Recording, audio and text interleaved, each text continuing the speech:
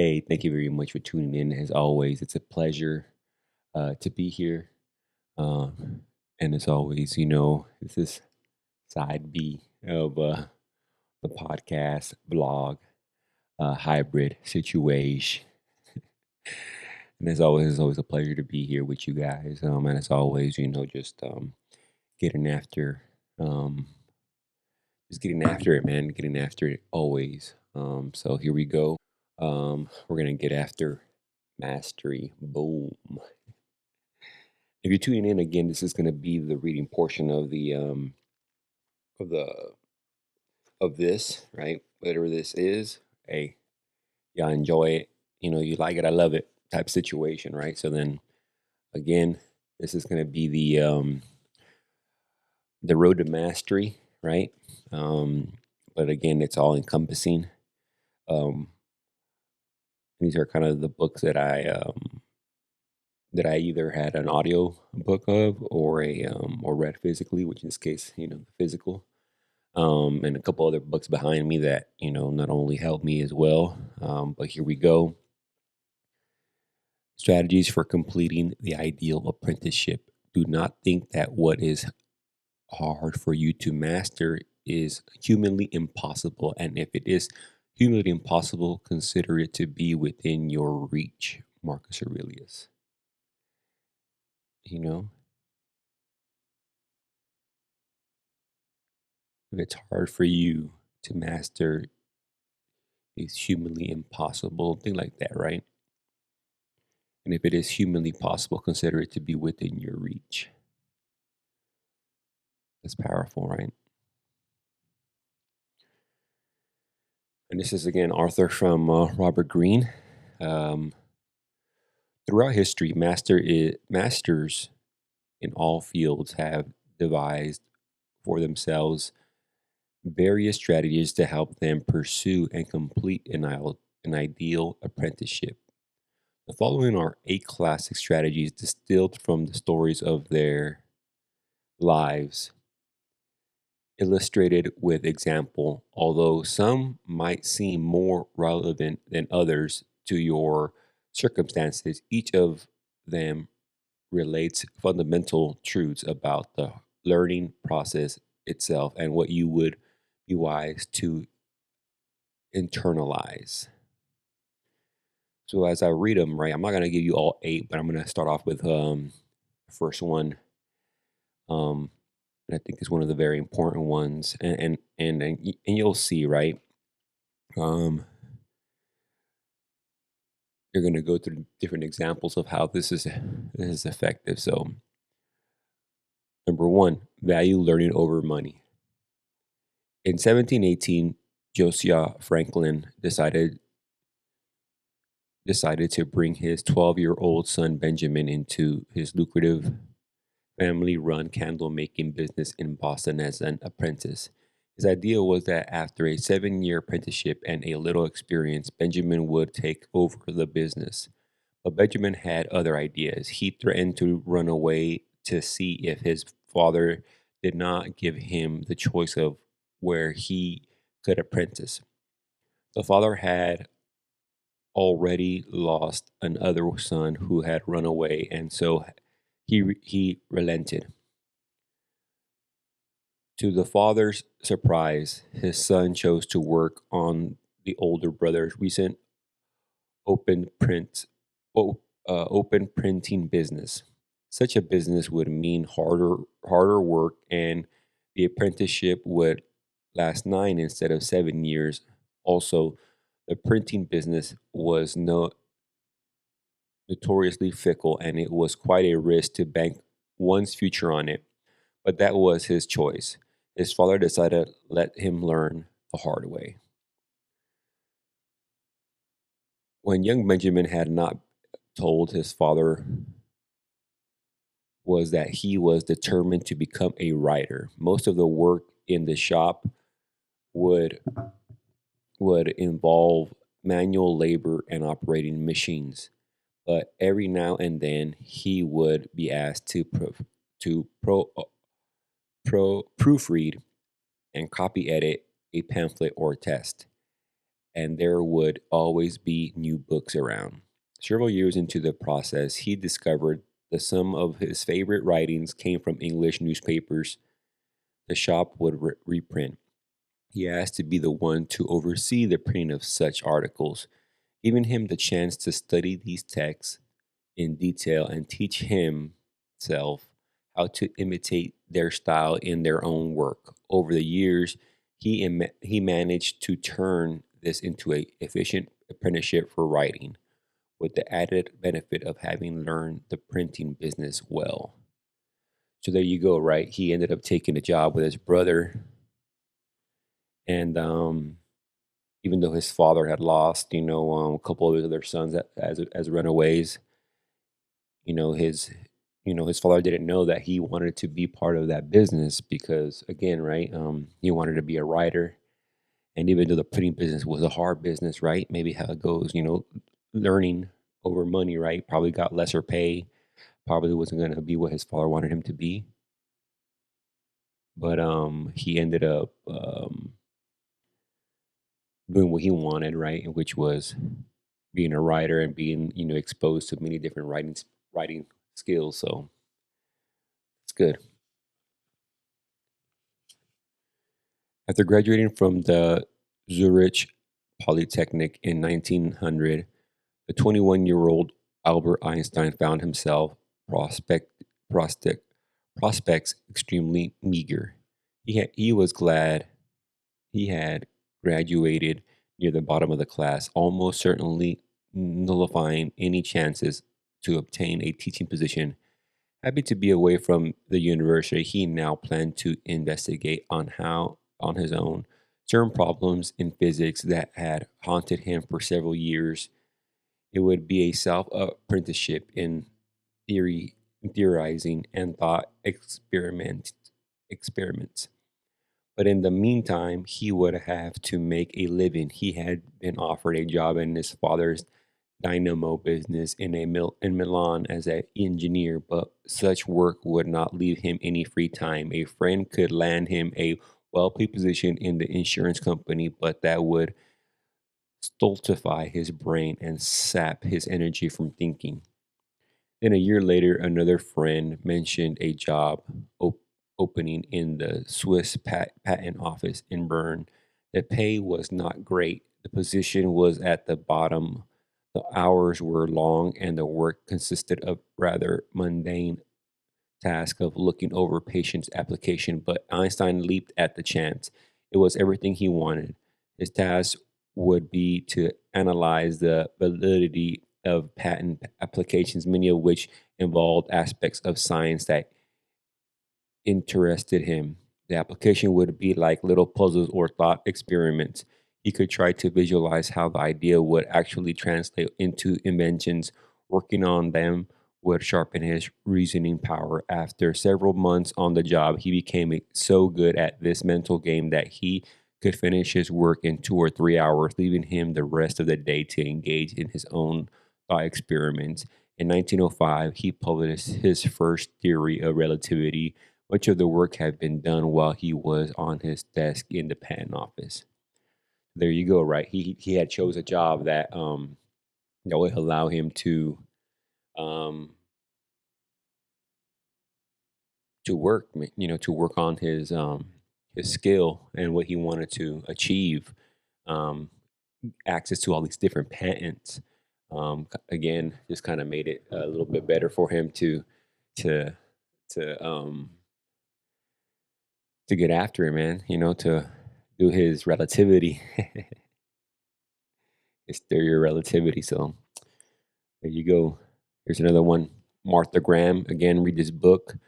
We talked about it earlier. First trained as a dancer um, in the Deshawn School in Los Angeles, but after several years, she determined she had learned enough and needed to go elsewhere to sharpen her skill. She ended up in New York and in 1924 was offered a 2 year stint as a dancer in a Folly show. It was very well paid, and so she accepted. Dancing is dancing, she thought, and she could always work on her own idea in her free time. But near the end of the term, She decided that she could never again accept commercial work. It drained her from all of her creative energy and destroyed her desire to work on her own time. It also made her feel dependent on a paycheck.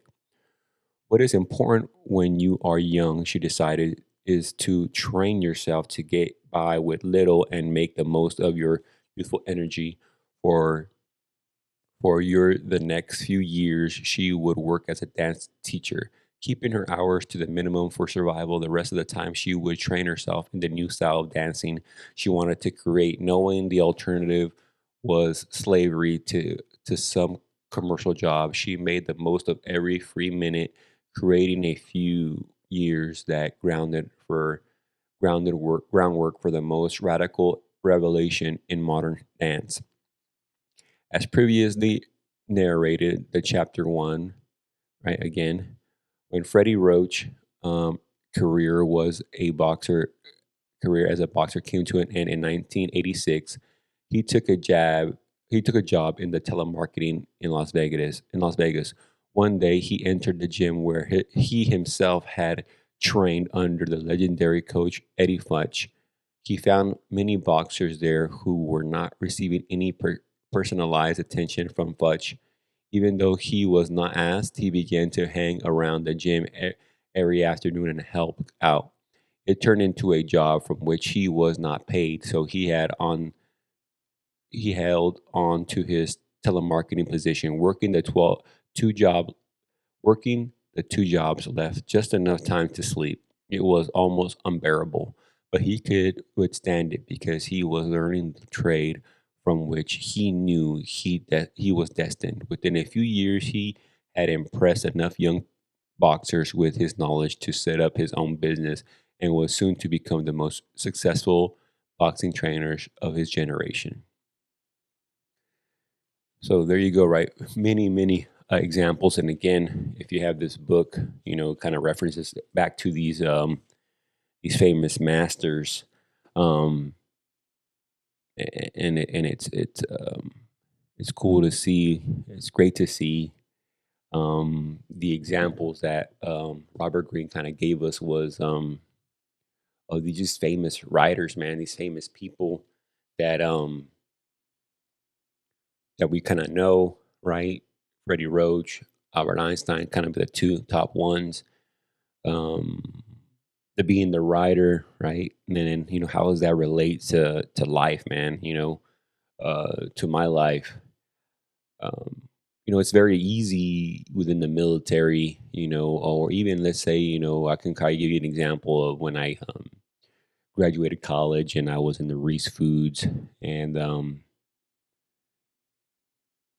what I remember is just having a hard time being a lead because I went from being, a student uh, in a catering company, and I knew about the food industry. So I knew something of the food industry, but I was more of a manager, a stock boy, if you want to say, stocked up, and at times kind of managed a little small catering business. But when I became a lead in a processing plant, it's totally different.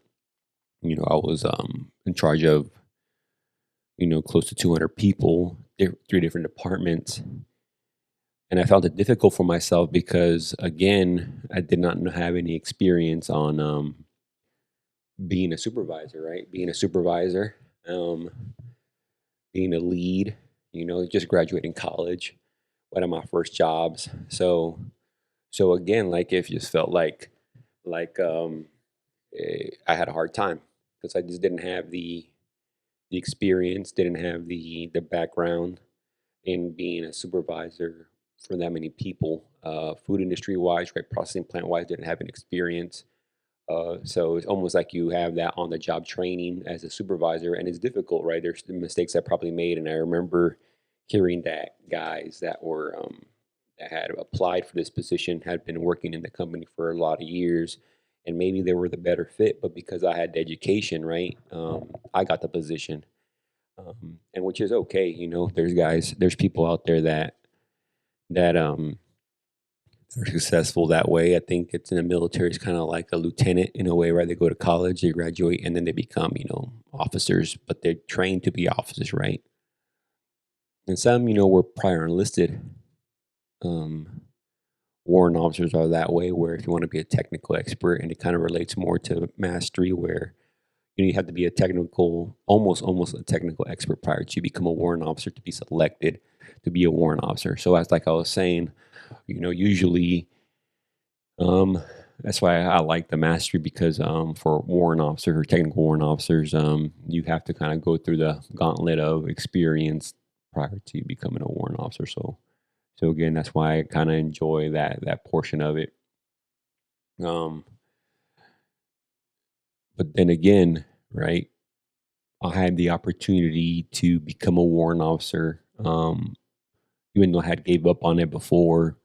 I had to take a position that was hard or the harder positions that many did not want to have, but I knew for me, it was the harder job, but with the more, not only the pay was going to be, whatever that was, whatever rank I was, but the, um, the experience. The experience is what I was after, like the experience.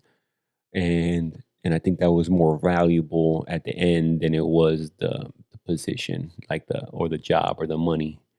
I was never chasing the rank. What I was chasing was the experience, right? And everything else came.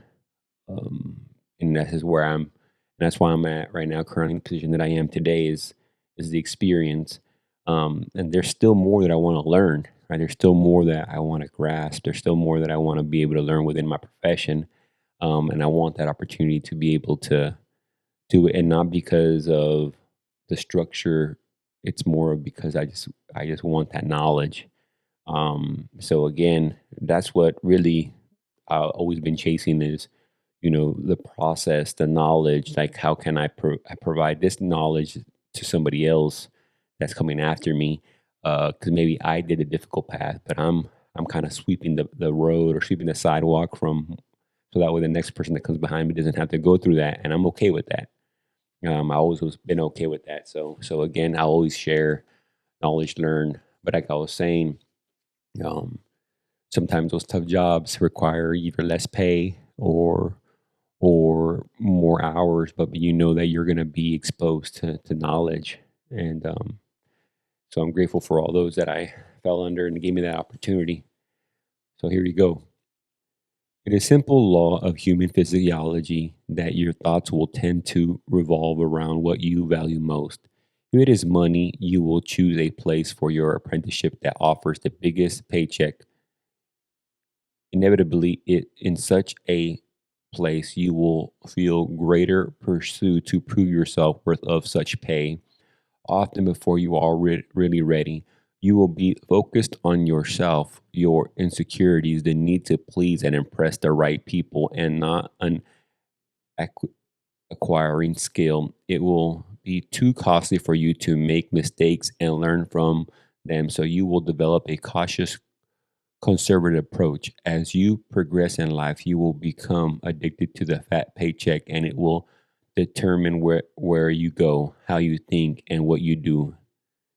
Eventually, the time that was not spent on learning skills will catch up to you, and the fall will be painful. Instead, you must value learning above everything else. This will lead you to all of the right choices. You will opt for situations that will give you the most opportunities to learn practically with hands-on work, particularly with hands-on work. You will choose a place that has people and mentors who can inspire and teach you. A job with mediocre pay for this added benefit of training you to get with less has an added benefit of training you to get by with less, a valuable life skill. If your apprentice is to be mostly on your own time, you will choose a place that pays the bills, perhaps one that keeps your mind sharp, but that also leaves you the time and mental space to do valuable valuable work on your own. You must never disdain an apprenticeship with no pay. In fact, it is often the highest of wisdom to find a perfect mentor and offer you service as a assistant for free. Happy to exploit your cheap and eager spirit, such mentors will often will divulge more than usual trade secrets. In the end, by valuing learning above all else, you will set the stage for your creative expansion and the money will soon come to you. And that was just number one. The next one would be keep expanding your horizons. So there you go. Take a job with less pay and learn again how to live with little. If you're going to be a an apprenticeship working for free, and if it's less pay, understand that the money will come later with the sacrifices you do today, right? It's like being patient. Being patient. Same thing, as an apprentice. Sometimes we wanna run with the learning, but sometimes there's a process, little intricacies that we don't know as we kind of get through this process. So again, if you find yourself in the middle of wanting to know how to become a master at anything, just make sure that or not make sure, just if this is the path you want to choose, understand that if you paint again, kind of paints a perfect picture, right? If I get a percent apprenticeship that pays good, then I'm focused on the money and I'm focused on why am I getting paid this much? If maybe I'm not ready, and it skews, it changes the path of where I'm going or where we're going. So again, if you find yourself in this starting off your road to mastery, I think it's very important to kind of start that way. And sometimes, in the way that you're going, you might find a different path, right? Kind of takes you somewhere else. But even those jobs, even those experiences, even those apprenticeships, also kind of set a stepping stone, right? Of like, what, maybe I'm glad I didn't go to college for this, or I'm glad I didn't go and study for this because um, it wasn't meant to be, or I thought I would want to do it, but now I don't. So again, you find yourself in these predicaments. Again, just find yourself in the road to mastery, in your goals. Um, and let's get back at it, man. Let's get back at it. Let's get back on the grind. Let's get back active.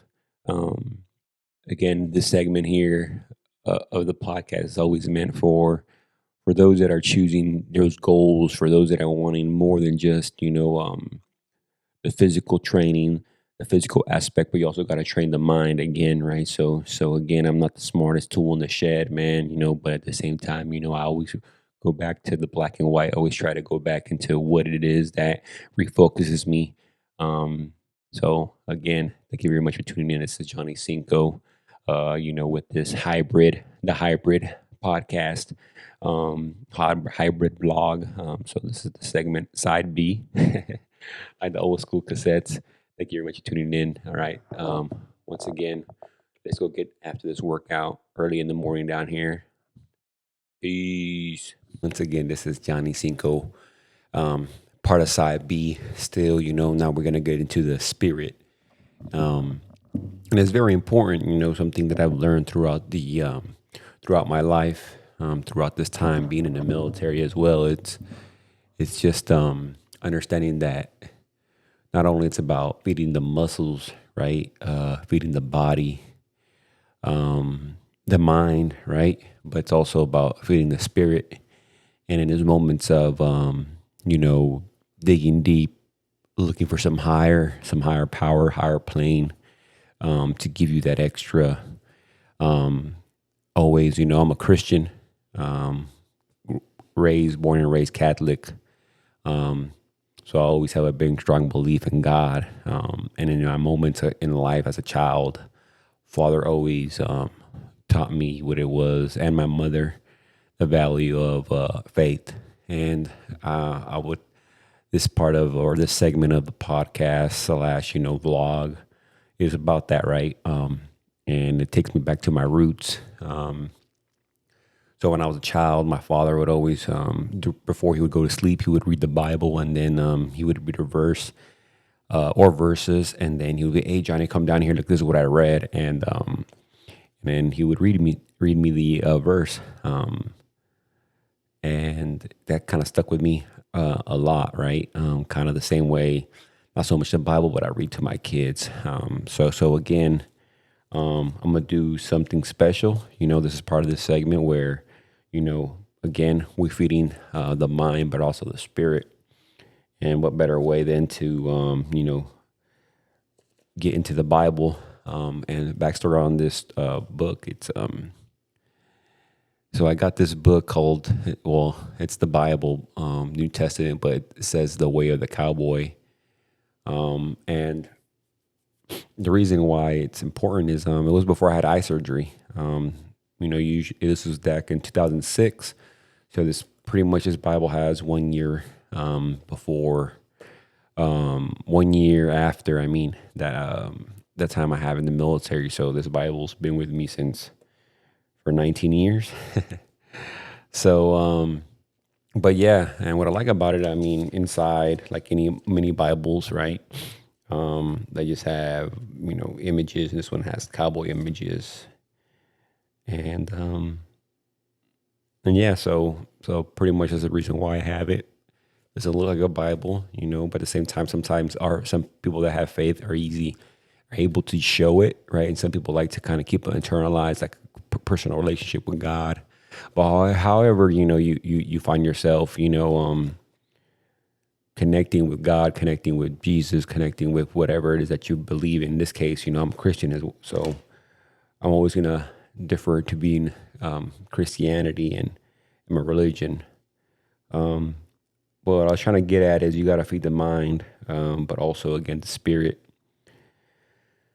And I'm thankful. Thank you for my father. Thank you for my mother. Thank you for my family that were always big in faith, and that taught me throughout the good and the bad, throughout all these different things that I went through in life. There was always someone I can pray to, and I always can get with Jesus. And maybe we'll go into those details later, but I'm going to do something special, kind of like how my father did it when I was a kid. He would say sometimes God talks to you through the Bible, and he would just kind of like skim through anything, anything that he found, and then kind of start from there and see exactly what gets us. So here we go.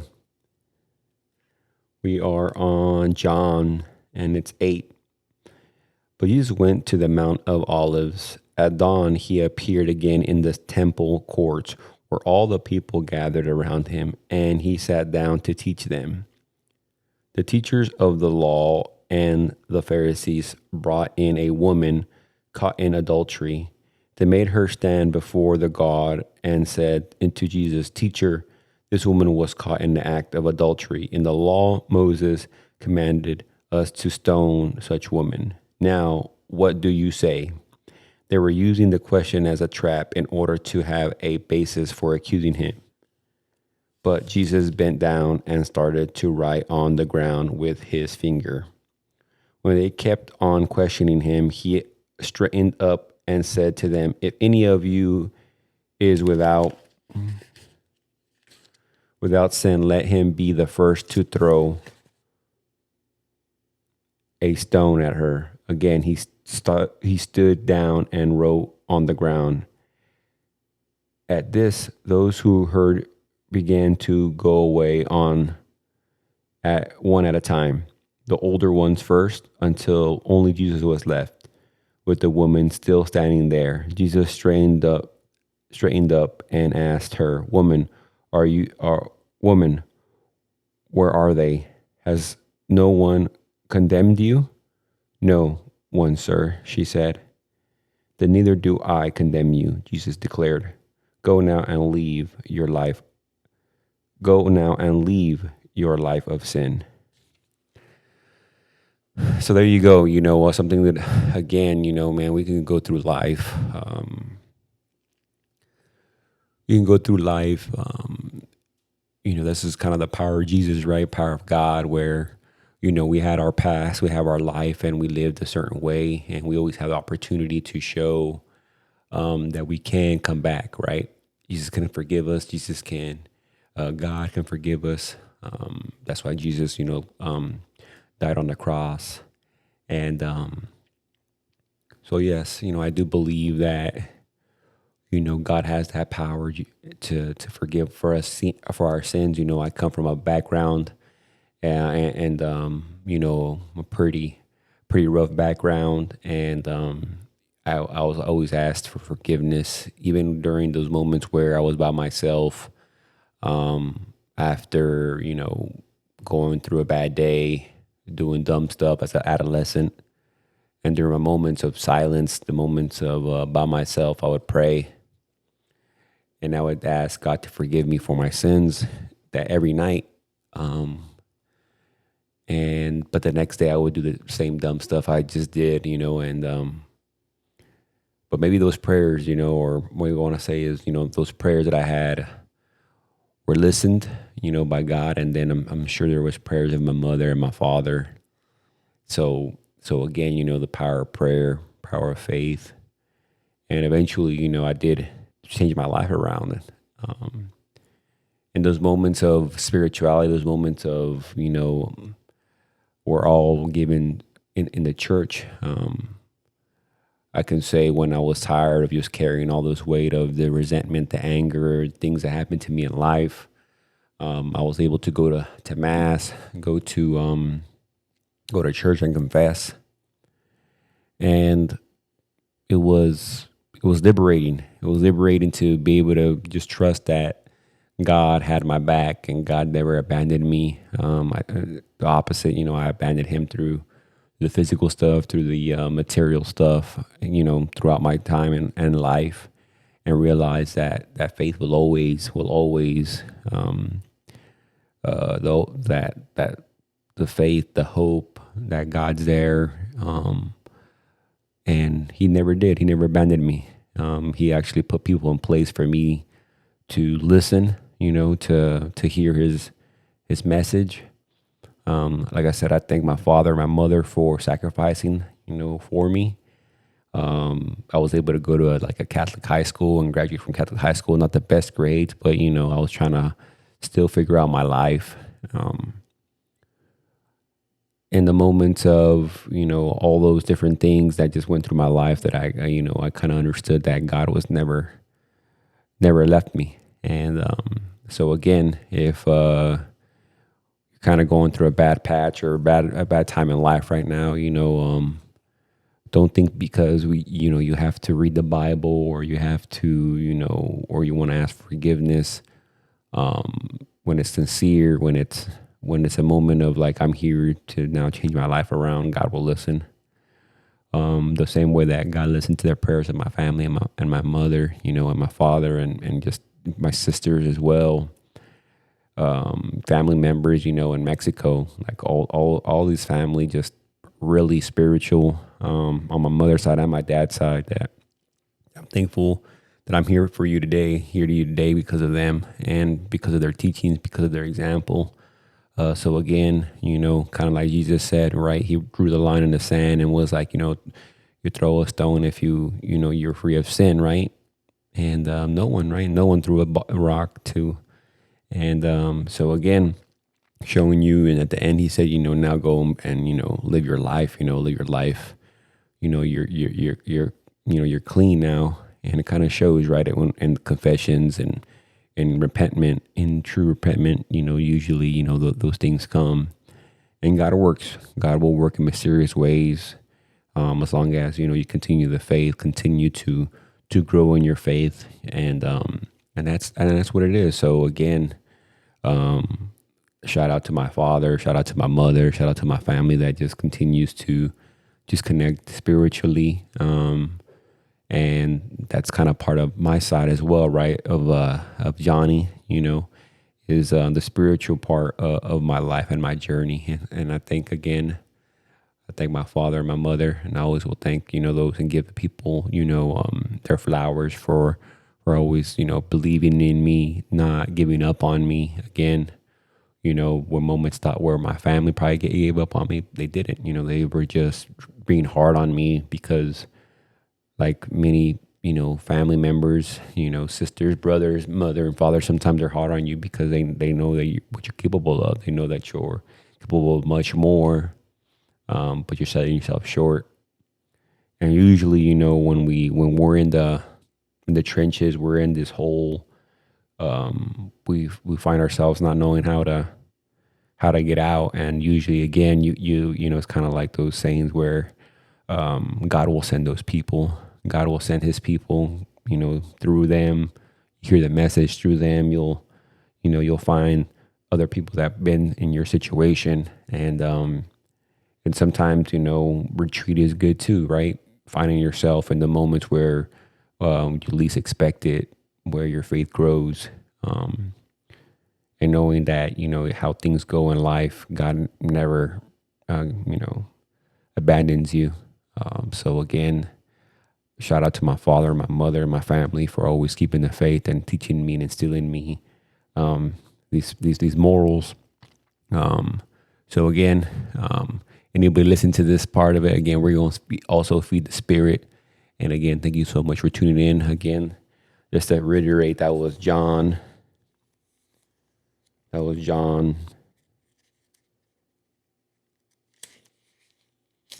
John 8, chapter 8. So again, if you find yourself in the ability to pick up a Bible and read John 8, look at it again. It's just great to be showing you guys this part of my life again. A lot of people know me as the guy that lifts weights, or, you know, talks about you know, being tough, but at the same time, you know, the strength, all my strength, reality comes from God, right? Because again, I think if the miracle that I'm here, the miracle that I'm able to do all these things, is because of Him, and I'm a daily miracle of that. I'm a daily, you know, presentation of that. Because again, those who know me, know my past, know that this wasn't me. This wasn't. I was destined probably for a different future, but God, you know, or however you want to call it, God intervened, you know, in my selfishness. God intervened in my ego, you know, not even as a child, or an adolescent, and healed me, and able to then now, you know, even at the older age, God has never, you know, abandoned me. I think He gives you experiences, life experiences, and you learn from them. And again, you know, never lost faith. I always said, you know, God has a plan, and sometimes we wake from we or in my case, one kind of goes through life thinking that that's the right thing to do, and then you find yourself having to change everything because you weren't living righteous, right? You weren't living how God desired for you to live, selling myself short. And so now, again, I got a platform to be able to let you guys know that, you know, keep on grinding, keep on getting after it, man. And, you know, if you find yourself where you're physically down, you know, or you're mentally down, at the end of the day, God's there. You know, God's there to bring you back up. When you feel like you're your loneliest, God's there. And I'll leave you off with that. You know, when I was a child, I always was scared. I always was scared of just, you know, pretty much everything or anything. So my father one day told me, you know, the only I was afraid of being alone. So he told me one day, it's like, you know what being alone is? And then I go, no, it's being alone with God. And maybe, you know, those were the words I needed to hear as a child, because I was always scared of the dark, or, you know, whatever the case may be. But when he said that, that just changed my life forever, where it's like being alone with God. And my fear just like went away instantly. And I don't know, again, if it was my father or if it was a manifestation of God that I needed to hear those words. But man, those words were so powerful to me that as a child, I was probably about like maybe 8 years old, 9 years old, 7, around there. And those words at a young age I heard, and bam, just the fear went away. And I understood that being alone is being alone with God.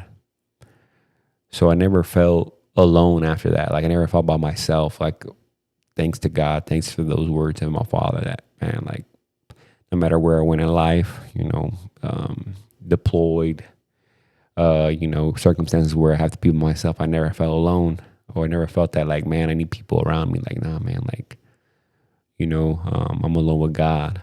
And so I'm thankful for that moment as a child that I heard that. So, and I just been with me ever since, like I'll be alone with God. And then again, the awareness of, the circumstances I was in throughout my deployments, risky, non-risky, operationals, whatever the case may be. But, I'm just thankful for God for all those opportunities. So again, this is the spirit portion of it, right? The spiritual.